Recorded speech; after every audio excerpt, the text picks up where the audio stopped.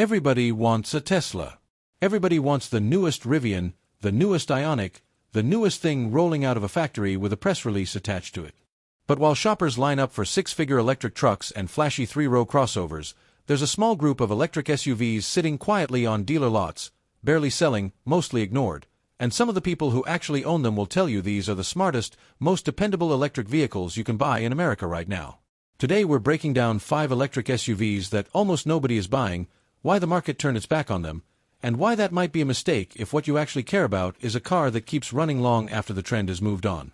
Before we get into the list, if you're the kind of person who likes finding the smart, overlooked option instead of just following the crowd, go ahead and hit subscribe right now, because this channel is built entirely around that idea. Drop a like on this video too. It genuinely helps more people find this kind of information instead of just another car ad. And if you know someone shopping for their first EV who keeps getting pushed towards something way outside their budget, send them this video. It might save them thousands of dollars. Now let's get into the first one. Number 1 on this list is the Chevrolet Bolt, and its story alone tells you everything wrong with how Americans shop for electric cars.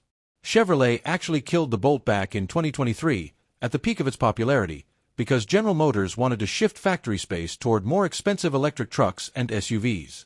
The Bolt was outselling almost every other affordable EV in the country at the time it got cancelled. Now it's back for the 2027 model year, priced at around $27,600, making it the single most affordable electric SUV sold new in the United States.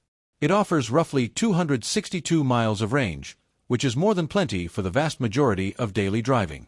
And yet, because it spent years off the market and carries a budget badge instead of a flashy one, plenty of shoppers are walking right past it towards something twice the price. The Bolt's underlying platform has years of real-world mileage behind it at this point, which is exactly the kind of track record that matters more than a shiny new infotainment screen. The second one is the Hyundai Kona Electric, and this is a car that industry analysts keep describing the same way, hanging on by a thread.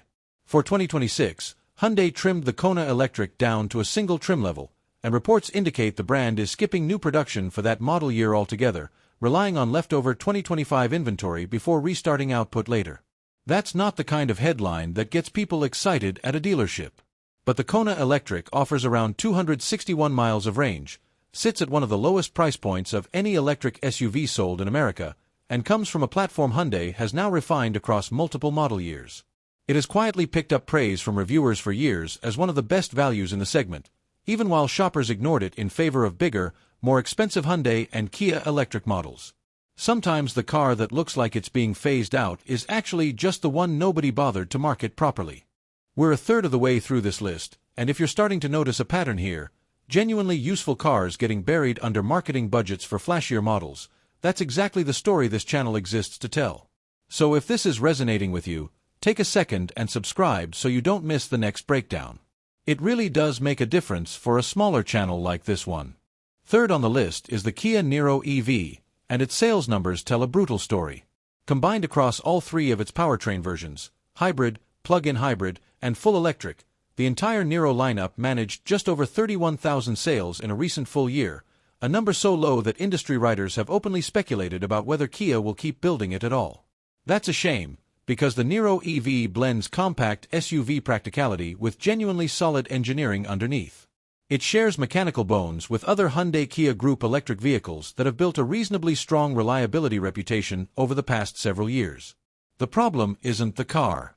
The problem is that Kia has newer, splashier electric models competing for the same marketing dollars, and the Niro simply isn't the one getting the ad campaign. For a buyer who wants something efficient, well-built, and dramatically cheaper than most competitors, that neglect is actually an opportunity. Fourth is the Nissan Leaf, a name most Americans already know, which almost works against it here. The Leaf has been on sale in some form since 2010, making it one of the longest-running mass-market electric vehicles in automotive history. For the redesigned Leaf, Nissan repositioned it as a small crossover-style SUV rather than a hatchback, and it remains the only vehicle in its price class with a starting sticker below $30,000. That's remarkable in a market where the average new vehicle price in America has climbed past $47,000.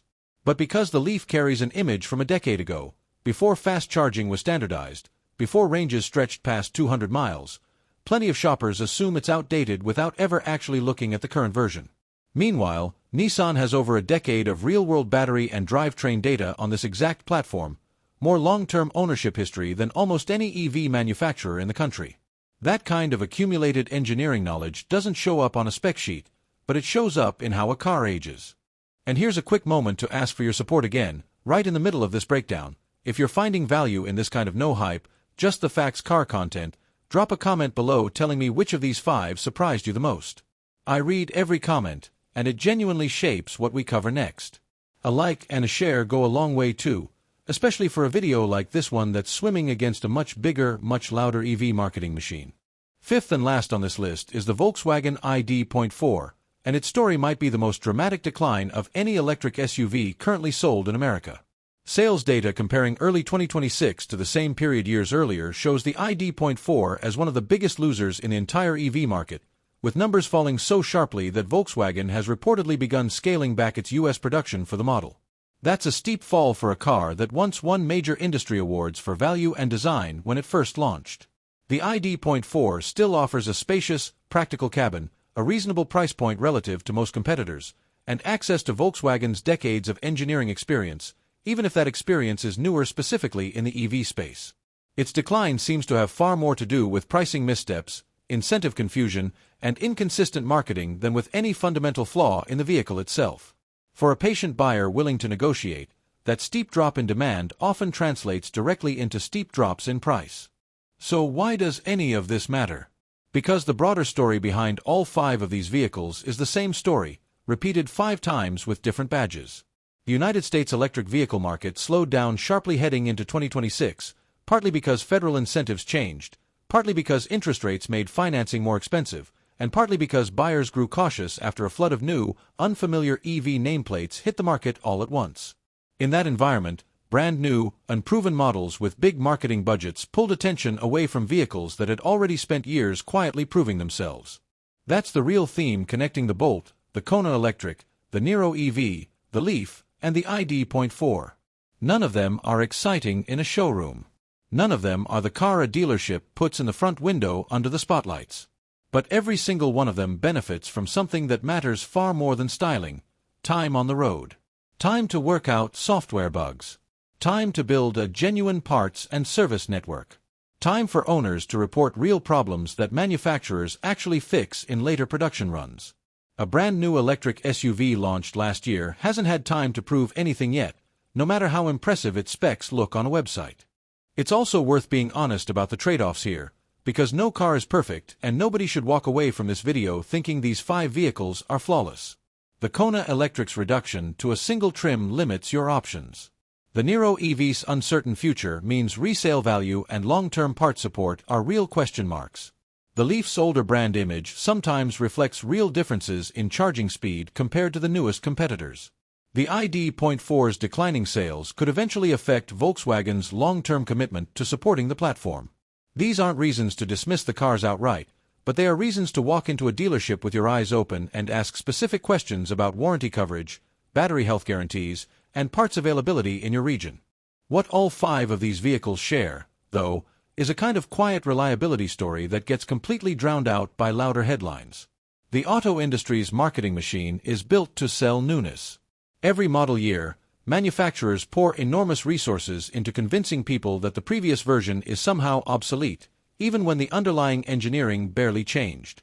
That strategy works extremely well on shoppers who don't have time to dig into sales data, ownership reports, or long-term reliability trends, which is most people.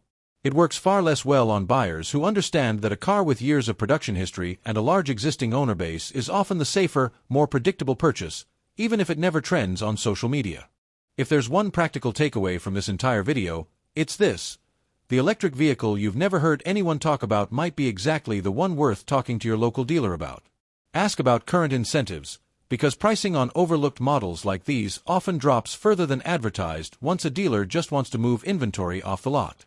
Ask about extended warranty options, since manufacturers are frequently more flexible on vehicles that aren't moving quickly. And look at independent long-term ownership reports rather than relying purely on a manufacturer's own claims, because real owners will tell you things a press release never will. That brings us to the end of this breakdown of 5 dirt-cheap electric SUVs that almost nobody in America is buying right now, even though their track records suggest they might genuinely outlast plenty of flashier, newer competitors. If you found this useful, hit subscribe so you catch the next deep dive before it goes live. Tap that like button so this reaches more people who are tired of overpriced hype. Share it with anyone you know who's shopping for their first EV on a real budget. And leave a comment telling me which one of these 5 you'd actually consider buying, or which fact in this video surprised you the most. Thanks for watching, and I'll see you in the next one.